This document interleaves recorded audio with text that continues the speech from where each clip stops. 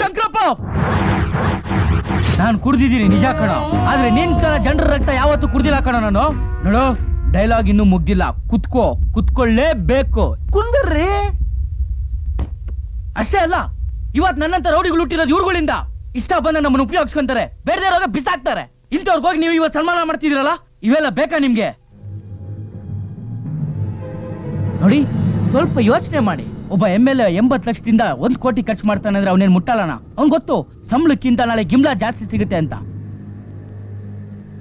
ನಮ್ ಕರ್ನಾಟಕ ಯಾವತ್ ಉದ್ಧಾರ ಆಗುತ್ತೆ ಅಂದ್ರೆ ಯಾವತ್ ವಿಧಾನಸೌಧ ಆಚೆ ಕಡೆ ಮಿನಿಮಮ್ ಕ್ವಾಲಿಫಿಕೇಶನ್ ಬೋರ್ಡ್ ಇರ್ತಾರೋ ಅವತ್ತು. ಒಬ್ಬ ನಾರ್ಮಲ್ ಸರ್ಕಾರಿ ನೌಕರನಿಗೆ ಮಿನಿಮಮ್ ಕ್ವಾಲಿಫಿಕೇಶನ್ ಇದೆ, ಇವ್ರಿಗೆ ಹಾಕಿಲ್ಲ.